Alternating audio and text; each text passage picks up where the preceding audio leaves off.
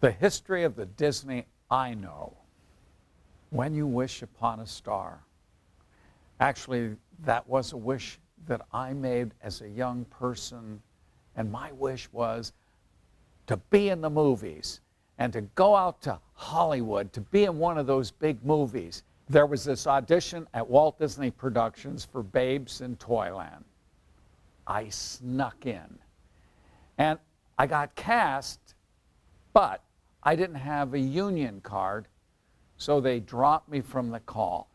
Dick Ives called me from Disney Casting, and he said that there was another job for me, and it got me into the union, The Misadventures of Merlin Jones. And it was on that sound stage that I knew that I wanted to spend the rest of my career working for the Disney company. So it was like the third or fourth day, same routine. They got all the lights on and you're standing, sweating, and everything says, "Save it, guys!" So all the lights go off and people go, and so I kind of wait, and the line's almost in, so I meander over and I get in line, and someone gets in line behind me, and I get my coffee and I go off to the side and I'm putting stuff in it, and I look over my shoulder. The guy that got in line behind me, he looks at me, puts his cup down, and says, "Hello, I'm Walt Disney." "Of course you're Walt Disney." Well, he asked me questions. And to this day, I tell people, I have no idea what I answered, except I kept calling him Mr. Disney. Had the opportunity to meet Walt again at Disneyland when I was a summer employee, where I was performing in the Fantasyland Theater as a puppeteer. In 1970, I got a call from the Disney company asking me to join the national and international tour of Disney on Parade. I was hired as the ballet master, the assistant stage manager, and Cinderella's prince. Before long, I got promoted to stage manager, then production stage manager, then company manager, then production manager, and my final time and year with the Disney on Parade company, I was the associate producer. So I went to Disneyland, and when I showed up there, everybody seemed to be really impressed with the experience and knowledge that I had gained on the road from Disney on Parade.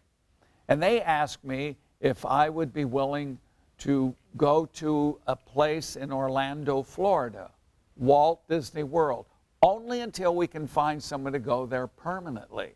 So when I arrived at Walt Disney World in 1977, I was responsible for entertainment in the Magic Kingdom.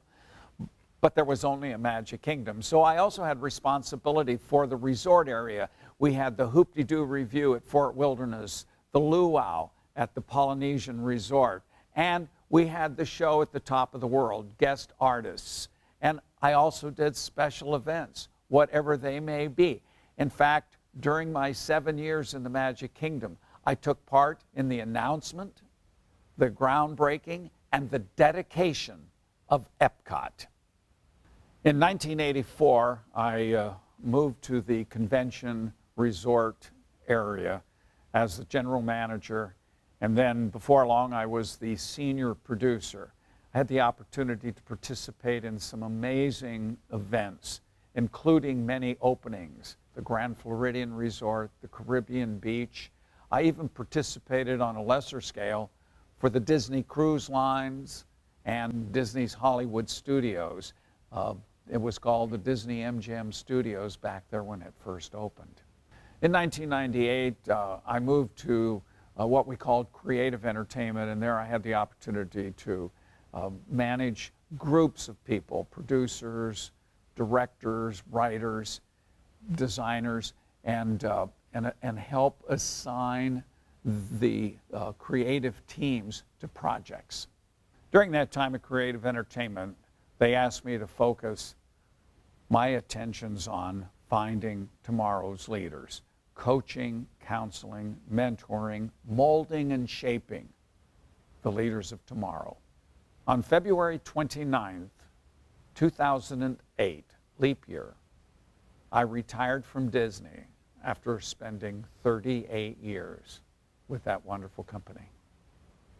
Hey, Dad. Hey, how about let's get a picture with you and the characters. Well, and so wheeling them down the street, trying to get around into Tomorrowland, and say, who would you like your picture taken with? How about Mickey? Mickey, you know, I know how you are with the ladies. You and Minnie Mouse. How about that? Chip and Dale, 2 for the price of 1. What about Donald? Donalds are hard, but I got connections. What do you think, Dad? Who do you want? Anyone you want. Anyone? Oh, can I get Pinocchio? Pinocchio! Yeah, sure! Call my friends. Hey, you got to help me out. Gene, for you, anything. So we got this great picture of the 2 of them that he put in his barbershop. We head back to the suite, and we're all sitting around kind of reminiscing about lots of stuff and about the day. And I finally said, hey, Dad,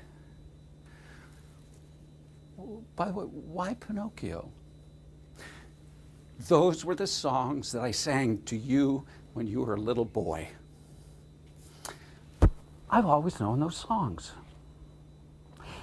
And the message.